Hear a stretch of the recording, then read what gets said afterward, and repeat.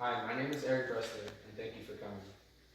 Now sit back, relax, and enjoy my speech.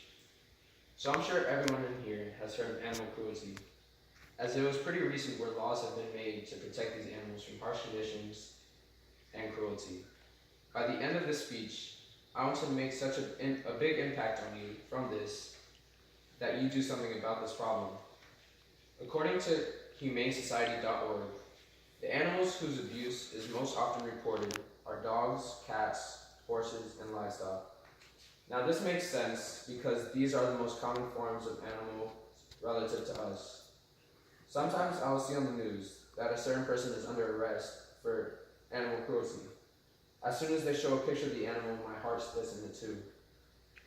No animal ever deserves to be mistreated like that when they are just full of love and happiness. I will be explaining to you the different types of animal cruelty, since there are many forms of it. I will show you the link between animal cruelty and domestic violence, and I will show you how you can help these animals that really need someone to love them. The most common forms of animal cruelty are dogfighting and cockfighting. This quote stated by humanesociety.org explains that there is not just one form of cruelty and the spectrum is huge. Since animal cruelty is like animal abuse, livestock is also affected by farmers mistreating them. This mistreatment and malnourishment has led to consumers buying organic products and buying from companies that don't abuse the animals. Out of all the organized crime for animal cruelty, I have to say that dogfighting is the biggest one. I see it a lot on TV, in movies, and a sort of recent case, NFL superstar Michael Vick. He was charged for animal cruelty for participating in dogfights, which got him into big trouble. Next, I will be explaining to you why there is a link between animal cruelty and domestic violence.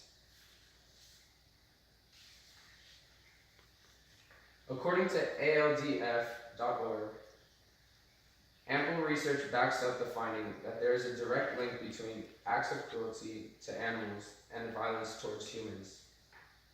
This includes child abuse, domestic violence, elder abuse, and other violent behavior. This is really interesting to me because when you're hurting an animal, it's just like hurting a human, and that is straight up not right or ethical. I've always heard that the number one sign of a serial killer is the killing or hurting of animals when a human is of an early age. This study has been proven these people shouldn't be hurting animals in the first place.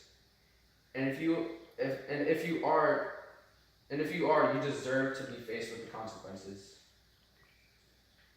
Throughout the states, the charges of animal cruelty are not taken lightly. Most of the charges result in prison time as well as a huge fine, according to straypetadvocacy.org. Some states call it animal cruelty. In some states they don't call it animal cruelty, they call it animal abuse. Now in this next paragraph, I want you to really think on what you can do every day to help with this cause. There are many ways to approaching this problem. First, the most simple one is just to love your animals. Don't show other generations that it is okay to hurt animals. Be the bigger person and stand up for these animals that don't control their surroundings. Next, there are many non-profit organizations that fund for the awareness of animal cruelty and providing useful information to help positively impact this problem. For example, Funalytics.org is a non-profit organization that does this. Their mission statement is Funalytics conducts essential research like impact evaluations, opinion polls, audience surveys, focus groups, and other types of studies. Our results can help you understand how people think so you can choose the best ways to influence them.